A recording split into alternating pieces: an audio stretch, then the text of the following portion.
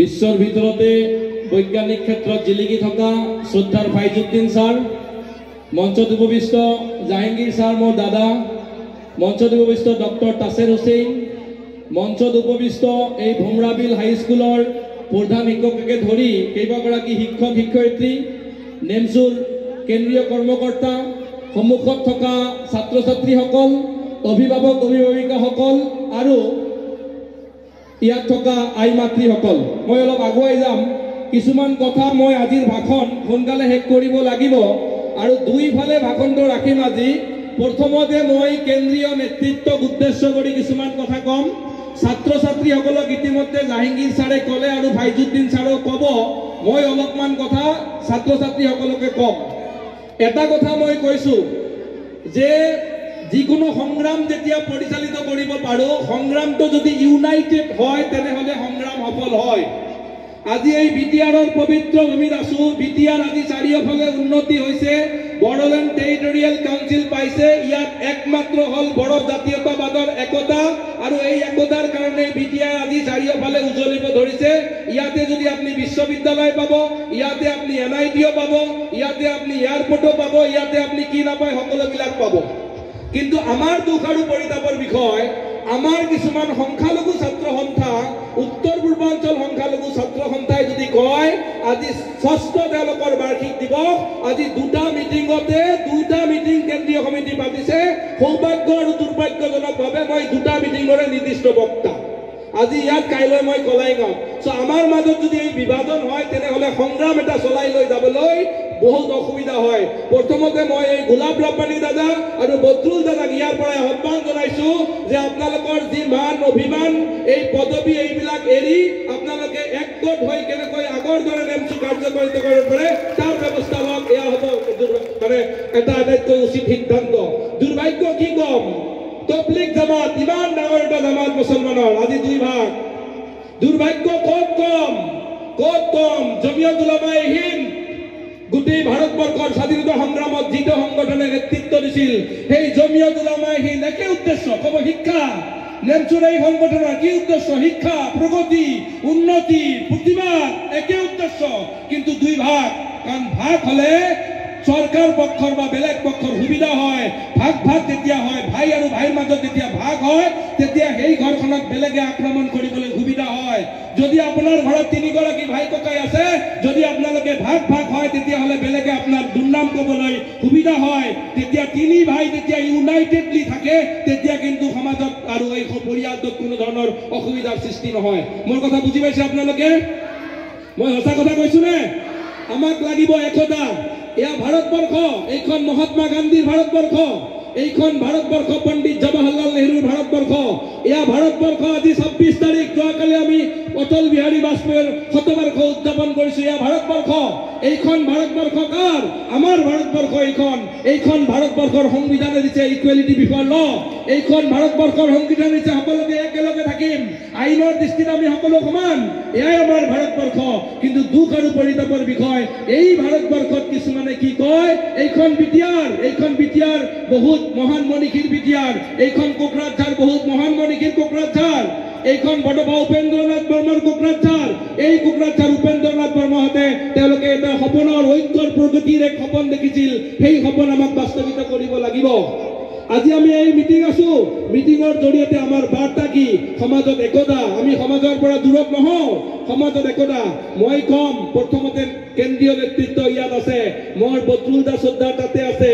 মই আপোনালোকক কম, উত্তৰ পূৰ্বাঞ্চল সংখ্যালঘু ছাত্ৰ ইউনিয়ন, আপোনালোকৰ ইয়াত খাচীও থাকিব লাগিব, আপোনালোকৰ ইয়াত গাৰো জনগোষ্ঠীৰ ল'ৰা ছোৱালী থাকিব লাগিব, আপোনালোকৰ ইয়াত উত্তৰ পূৰ্বাঞ্চলৰ সৰু জনগোষ্ঠী যিবিলাক আছে, জয়ন্তীয়া আছে, ইমান যিবিলাক জনগোষ্ঠী আছে, সকলো জাতি জনগোষ্ঠীৰ প্ৰতিনিধিত্ব হ'লে এখন উত্তৰ পূৰ্বাঞ্চল সঁচা অৰ্থত এখন ছাত্ৰ মঞ্চ হ'ব। যি মঞ্চ হ'ব ষ্ট্ৰং মঞ্চ, যি মঞ্চৰ এনেকুৱা এটা পাৱাৰ থাকিব, যি পাৱাৰে চৰকাৰী পক্ষক হিলাই দিব পাৰিব। কিন্তু এটা হ'ব লাগিব প্ৰকৃত অৰ্থত নেমচু হ'ব লাগিব। তেতিয়াহ'লে কিন্তু এখন সমাজ পৰিৱৰ্তনৰ কাৰণে আমাৰ কাৰণে সম্ভৱ। নেমচুৰ কৰ্মকৰ্তা আপোনালোকে কৰিব, শিক্ষাত কাম কৰি আছে আপোনাৰ প্ৰতিবেদনসকলে, আপোনালোকে প্ৰকৃতিত কাম কৰি আছে প্ৰতিবেদনসকলে। কিন্তু আপোনালোকে নেমচুৱে হওক, আমচুৱে হওক, আছু হওক, বড়ো জাতীয়তা সংগঠনে হওক, সকলো সংগঠনলৈ মোৰ এটাই আহ্বান, মই এজন শিক্ষক হিচাপে মই আহ্বান কওঁ, এই সংগঠনৰ নেতৃত্ববিলাকে আপোনালোকে এই এটা আহ্বান দিয়কচোন, আহক আমি আমাৰ থকা সংগঠনৰ মানুহবিলাক এটলিষ্ট মানুহ হ'ম। এই আহ্বান আমি দিব নোৱাৰোনে যে মই আমচুত আছো, মই এজন মানুহ হ'ম, মই আমচুত আছো, মই মানুহ হ'ম, মই আচুত আছো, মই মানুহ হ'ম, মই এজন মেম্বাৰ, মই কোনো ধৰণৰ বেয়া কাম নকৰিম, মই চিগাৰেট নাখাম, মই মদ নাখাম, মই কোনো ধৰণৰ চোলাবাদী চান্দাবাদীৰ লগত জড়িত নহওঁ, মই কোনো মানুহৰ পৰা ব্লেকমেইল কৰি টকা নাখাওঁ, মই যদি মইজন ভাল হোৱাৰ যদি প্ৰতিজ্ঞাবদ্ধ প্ৰতিগৰাকী ছাত্ৰ ছাত্ৰী আৰু সংগঠনৰ ছাত্ৰ ছাত্ৰীসকলে ল'ব পাৰে, মই ভাবোঁ আমাৰ সমাজখন ভাল হ'বলৈ একক আগুৱাই এই ছাত্ৰ, কাৰণ সংগঠনৰ অসমত স্বভাৱ নাই, অসম হ'ল সংগঠনৰ ৰাজ্য, গোটেই বিশ্বত থাকে এনেকুৱা সংগঠন নাই, অসমত যিমান সংগঠন আছে, অসমৰ সংগঠনবিলাক ছাত্ৰ ছাত্ৰীৰে ভৰি আছে, আমাৰ অভিভাৱক অভিভাৱকীসকল আছে, ল'ৰা ছোৱালীসকল আছে, সকলোৱে মিলি সংগঠনবিলাকত আমি এটা ভাল মানুহৰ বাৰ্তা দিওঁ, কাৰণ ভাৰতবৰ্ষত এতিয়া জনসংখ্যা হ'ল, কোকৰাঝাৰত এতিয়া জনসংখ্যা হৈ গ'ল, ধুবুৰীত এতিয়া জনসংখ্যা হৈ গ'ল, আমাক এতিয়া আৰু জনসংখ্যা নালাগে, আমাক মানুহ লাগে,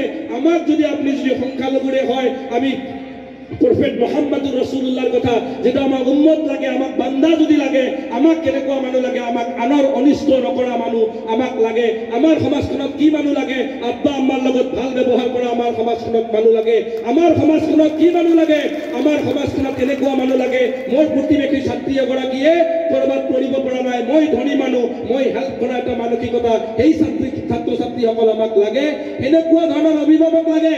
ধনী মানুহতো সমাজত বহুত আছে, কিন্তু ধনী মানুহৰ পৰা গৈ কোনোবাই যদি দুখীয়া মানুহে কয় যে মোৰ ছোৱালীজনীক এই মাহত মই পইচা দিব পৰা নাই, অলপমান আপোনালোকে দিব নেকি, তেতিয়া কিন্তু আমাৰ মূৰ গৰম হৈ যায়, কাৰণ ধনী মানুহ সমাজত হৈ গ'ল, বেলেগক সহায় কৰা ধনী মানুহৰ মানসিকতা নোহোৱা হৈ গ'ল। আজিৰ যুগ বিজ্ঞান প্ৰযুক্তিবিদ্যাৰ যুগ আহি গ'ল, আজিৰ যুগ এনেকুৱা আহি গ'ল, এটা কম্বল যদি ডনেট কৰে 10জন মানুহে ফটো উঠি কম্বলটো নিদিলে যেন আপোনাৰ এই কম্বল দিয়াৰ উদ্দেশ্য যেন নহয়, কাৰণ দেখাবলৈ এটা যুগ আহি গ'ল আজিকালি। সেই যুগতো যদি আমি এটা মানুহ হোৱাৰ আহ্বান এই নেমচুৱে যদি দিব পাৰে, আমচুৱে যদি দিব পাৰে, বেলেগ সংগঠনবিলাকে যদি দিব পাৰে, মই ভাবোঁ ইয়াত থকা অভিভাৱক অভিভাৱিকাসকলে যদি আমি এই জীৱনত কেনেকৈ ছাকচেছ হ'ব পাৰোঁ, কাৰণ জীৱন এটা বিউটিফুল গিফ্ট, অলমাইটিৰ এটা বিউটিফুল গিফ্ট, এটা টেম্পোৰাৰী পিৰিয়ড অফ টাইম, কাৰণ আমাৰ মৃত্যু নিশ্চিত, death is certain but time of death is uncertain, আমাৰ কেতিয়া মৃত্যু হয় আমি ক'ব নোৱাৰোঁ, মৃত্যু আমাৰ হ'বই। ৰাসূলুল্লাহ সাল্লাল্লাহু আলাইহি ওয়াসাল্লামৰ ভাষাত সেইজন মানুহ ছাকচেছফুল মানুহ, যিজন মানুহে মৃত্যুৰ আগত জীৱনটো উপভোগ কৰিছে, তেওঁই ছাকচেছফুল মানুহ। সকলো মানুহ ছাকচেছ হ'ব বিচাৰে পৃথিৱীত, কিন্তু আমি আমাৰ যিটো পথ, আমি যিটো যেনেকৈ ছাকচেছ হ'ব লাগে, অলপ আমাৰ জাহাংগীৰ ছাৰে সময়ৰ কথাটো কৈছিল যে সময় আচলতে আমি সময়ৰ দাস, আমাৰ ইয়াৰ আগত আপোনাৰ ঘৰখনত চাওক, এতিয়া আপোনাৰ আব্বা আছে, 10 বছৰ পিছত আপোনাৰ ঘৰখনৰ মালিক কিন্তু বেলেগ আছিল, কাৰণ আমি সময়ৰ লগত পৰিৱৰ্তন হৈ আছো।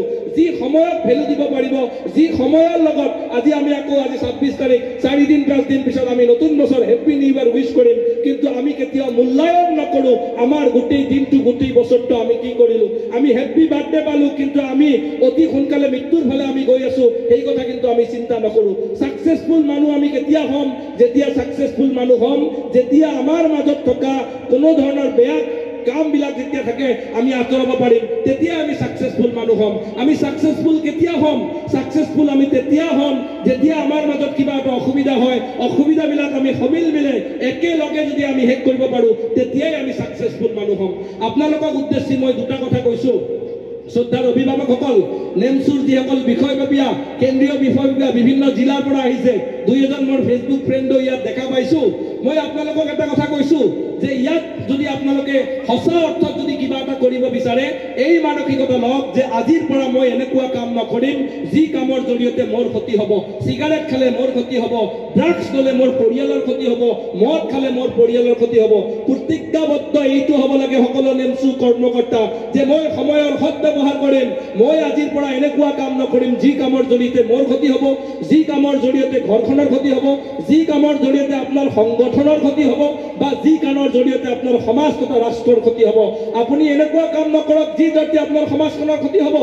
আপুনি আপোনাৰ মৃত্যুৰ পিছত সমাজখনে যাতে চকুলে টুকে এনেকুৱা এটা পাৰ্চনেলিটি হ'বলৈ আপুনি যত্ন কৰা প্ৰতিগৰাকী নেমচুৱে।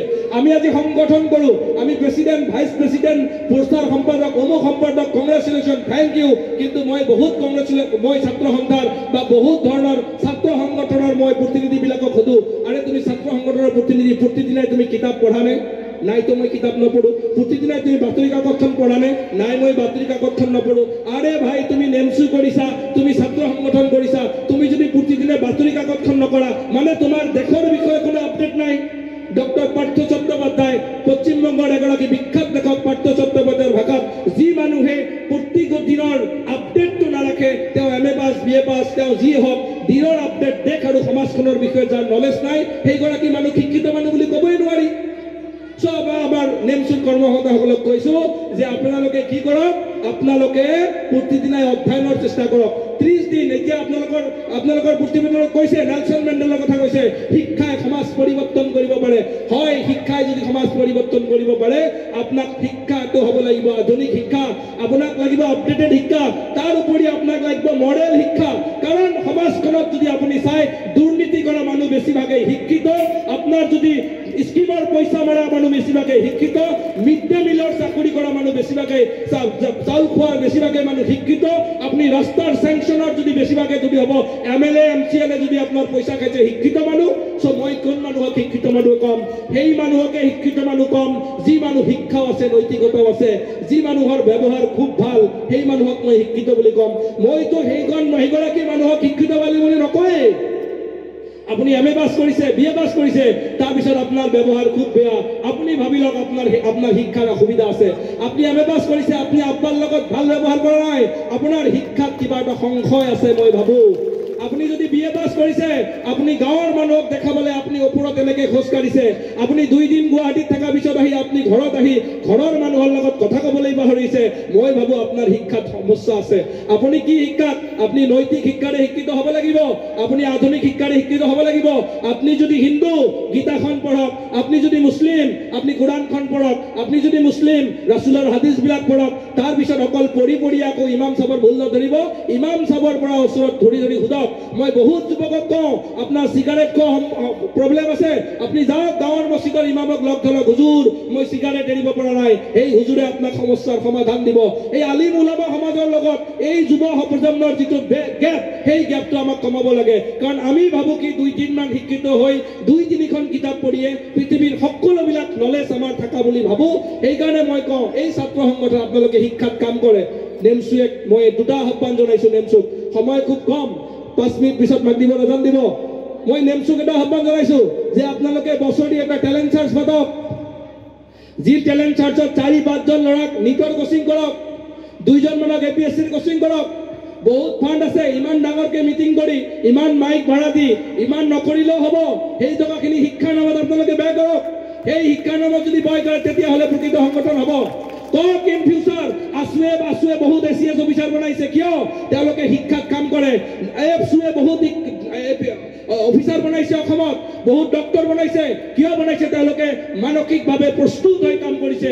নেমচু আমচু এই কাম কৰিবনে যে অসমৰ 30 জন ল'ৰা ছোৱালীক জাতি ধৰ্ম বৰ্ণ নিৰ্বিশেষে 30 জন ল'ৰা ছোৱালীক তেওঁলোকে স্কলাৰশ্বিপ ফাণ্ড কৰিব, আৰু যি ফাণ্ডৰ জৰিয়তে আহি ক'ব পাৰিব এইজন নেমচুৰ স্কলাৰশ্বিপ প্ৰাপ্ত এজন ACS অফিচাৰ, এইজন কোনোবাই কোচিং কৰিব পাৰিবনে? যদি এইটো পাৰে তেনেহ'লে সংগঠন কৰা হ'ব। আদাৰৱাইজ সংগঠন এই আপনাৰ কেন্দ্ৰীয় অধিবেশন, বাৰ্ষিক অধিবেশন, জিলা অধিবেশন এইবিলাকৰ কোনো মানে নাই যদি আপনাৰ ৰিসোৰ্স, হিউম্যান ৰিসোৰ্স যদি নোলায়। আপনি এই কথা ক'ব পাৰিবনে? নেমচুত আমাৰ 5000 সদস্য আছে, গোটেই অসমত 5000 সদস্যই, প্ৰতিগৰাকী সদস্যই কি হ'ব? প্ৰতিগৰাকী সদস্যই এজন লিডাৰ। লিডাৰ মানে মই কোৱা নাই যে পলিটিক্যাল লিডাৰ, লিডাৰ মানে যাৰ ইনফ্লুয়েন্স আছে, লিডাৰ মানে যাৰ কথাৰ জৰিয়তে সমাজখন পৰিৱৰ্তন হয়, লিডাৰ মানে যি থিয় হ'লে কেইজনমান মানুহ গোট খায় আৰু যি কথা কয় সেই কথা সোধে, সেয়াই লিডাৰ। সেই লিডাৰ আমাক লাগে। কোন লিডাৰ হ'ব পাৰিব? যি সময়ৰ অপব্যৱহাৰ নকৰিব, তেওঁ হ'ব পাৰিব লিডাৰ। লিডাৰ কোনে হ'ব পাৰিব? যাৰ নৈতিক শিক্ষা আছে, তেওঁ হ'ব পাৰিব লিডাৰ। যাৰ খং কম, তেওঁ হ'ব পাৰিব লিডাৰ। লিডাৰ কোন হ'ব পাৰিব? যি প্ৰতিদিনাই অধ্যয়ন কৰে, তেওঁ লিডাৰ হ'ব পাৰিব। লিডাৰ কোন হ'ব পাৰিব? যাৰ ব্যৱহাৰ আটাইতকৈ ভাল মা দেউতাকৰ লগত, যাৰ ব্যৱহাৰ আটাইতকৈ ভাল ৱাইফৰ লগত, যাৰ ব্যৱহাৰ আটাইতকৈ ভাল গাঁৱৰ মানুহখিনিৰ লগত, তেও হ'ব পাৰিব লিডাৰ কিন্তু আমাৰ মানসিকতা কি আমি গোটেই পৃথিৱীৰ লগত ভাল ভাল ভাল ভাল কওঁ আব্বা আম্মাৰ লগত থিয় হলে ওয়াইফৰ লগত থিয় হলে ডাঙৰ মুস্তান হৈ যাওঁ আমাৰ ব্যৱহাৰ আটাইতকৈ বেয়া হৈ গ'ল আপুনি ঘৰতে ফেল কৰিলে ব্ৰাদাৰ আপুনি ঘৰতেই ফেল কৰিলে আপুনি যদি ঘৰত ফেল কৰিছে তেনেহলে কেতিয়াও সমাজখনত আপুনি ভাল হ'ব নোৱাৰে যি মানুহ মুহাম্মাদুৰ ৰাসূলুল্লাহৰ কথা কৈছো যি পত্নীৰ লগত ভাল তেওঁ ভাল মানুহ যি ঘৰখনৰ লগত ভাল তেওঁ ভাল মানুহ যি হাজবেণ্ডৰ লগত ভাল তেওঁ ভাল মানুহ এই কথাবিলাক আমাক অলপ এনালাইসিস কৰিব লাগে মৰমৰ ছাত্ৰ ছাত্ৰীসকল তোমালোকক দুটামান কথা কৈ হাও কৰিম ফাইজুদ্দিন ছাৰ তোমালোকৰ কাৰণে এগৰাকী ইমান বিজ্ঞানী তেওঁৰ লগত মই তেওঁ সন্মুখত থাকোঁতে মই আপোনালোকক একো নকওঁ জাষ্ট এটা কথা কওঁ ক্লাছ 5ত পঢ়া 6ত পঢ়া 8ত পঢ়া 9ত পঢ়া যে এটা মিছন লোৱা লং টাৰ্ম টাৰ্গেট জাহাঙ্গীৰ ছাৰে কৈছে লং টাৰ্ম টাৰ্গেট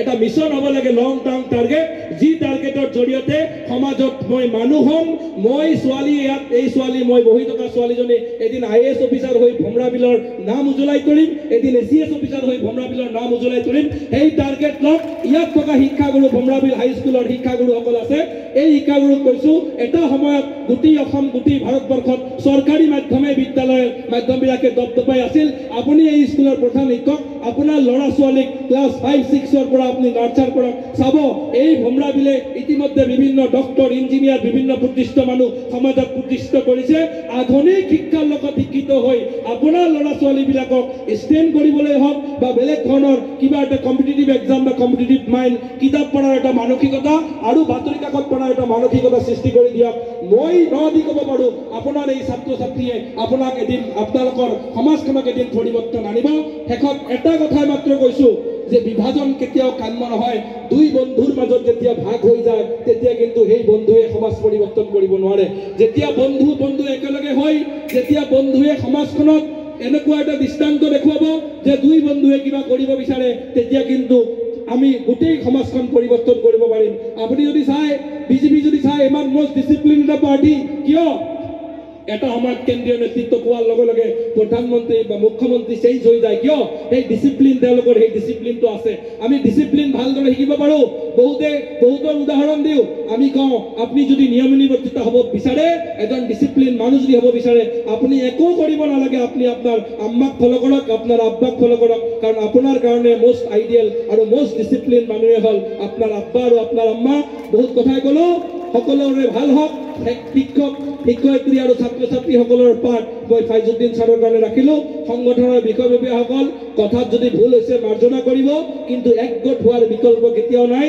উত্তৰ পূৰ্বাঞ্চল মানে মেঘালয়ৰ প্ৰতিনিধি থাকিব লাগিব শ্বিলঙৰ পৰা লাগিব মণিপুৰৰ পৰা লাগিব মিজোৰামৰ পৰা লাগিব নাগালেণ্ডৰ পৰা লাগিব ত্ৰিপুৰাৰ পৰা লাগিব আৰু ছিকিমৰ পৰা লাগিব গোটেই উত্তৰ পূৰ্বাঞ্চলৰ প্ৰতিনিধি কৰি 2025 বৰ্ষ একতাৰ বৰ্ষ বনক 2025 বৰ্ষ নেমচুৰ কাৰণে বিভিন্ন জাতি জনগোষ্ঠী ৰাষ্ট্ৰীয় পৰ্যায়ত এটা এনেকুৱা এটা ষ্ট্ৰং সংগঠন বনাবলৈ চেষ্টা কৰক তাৰেই শুভেচ্ছা দি মই আব্দুল ৱাদুদ শেখ আপোনালোকৰ পৰা সামৰিছোঁ আৰু আপোনালোকৰ দোৱা বিচাৰিছোঁ ছাত্ৰ ছাত্ৰীসকল তোমালোকৰে ভাল হওক ইয়াত থকা শিক্ষাগুৰু আৰু জ্যেষ্ঠজনৰ আশীৰ্বাদ বিচাৰি মই মোৰ ভাষণ ইয়াতে সামৰিছোঁ ধন্যবাদ আমাৰ